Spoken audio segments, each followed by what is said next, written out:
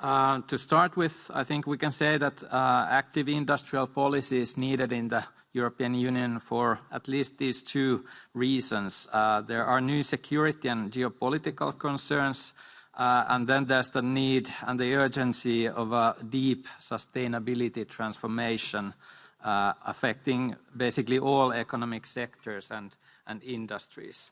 And we should know that these two very different rationalities, they may be in conflict, and that would be a disaster in the long run. So we need to ensure that industrial policy is fully aligned with the sustainability transformation. Also, to succeed, industrial policy needs to be democratic and fair, so for instance, between EU member states.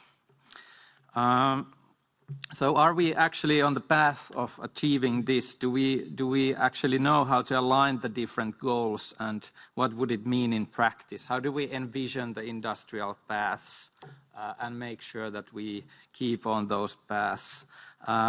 So for what I'm arguing for is that we can call this process science-driven planning. It could provide a rational basis for coordinating industrial policy within and between EU member states. And actually it seems that in research and in political initiative, there has been lack of serious consideration what this means on how to build a suitable knowledge base for active industrial policy. In our research unit, we have practiced, in a way, this kind of planning in the Finnish society, but this needs to be broadened and institutionalized and made to work also in the EU level. So some words, what might this science-driven planning be? I want to emphasize here that there are two very different modes of planning. So when we are shifting from free market policies to active industrial policies, it means a shift from planning universal market mechanisms to planning place-based contextual industrial paths. So we actually need to understand what are the qualitative shifts in these industries, what are the actual changes in the factories when we modernize them and so on. So this kind of planning gives shape to interconnected industrial pathways that are both realistic and desirable from many different perspectives. And I'd like to add that in the kind of neoliberal decades, we haven't practiced this kind of planning the kind of content of economy versus planning the rules through which economy is created. And still some additional points is that, first of all, planning should be autonomous in relation to decision making.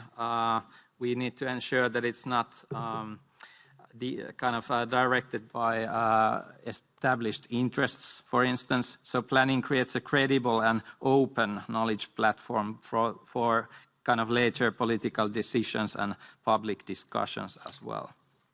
What science-driven means: multidisciplinary expertise, systemic analysis, questioning conventions, learning from errors, truth above interests, and so on. But of course, in practice, it can take many different forms. So I'm not talking about a very specific form of planning still here.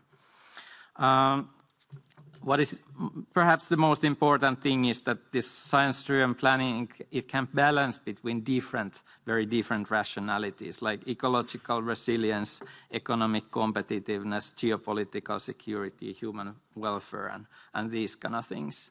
So we need to understand, if we put this all together, what does it mean? What are the actual industry paths then?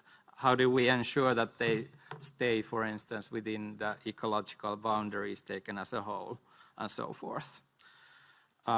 So to concretize a bit, if we are talking about green hydrogen, what is the actual potential? We need to be quite clear about it at this stage, because the industrial investments, they take a long time to realize, and we know that when they are done, everything needs to be correct in a way. We can't be uncertain of these kind of issues at this stage anymore if we are very serious of doing a rapid transformation.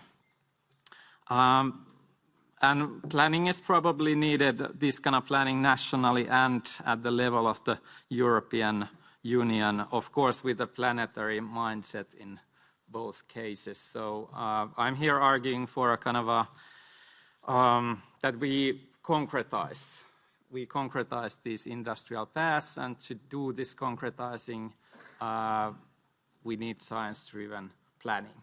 I had some additional words on the case of Finland to discuss more in detail what it could be, but let's leave that for later discussions. Thanks.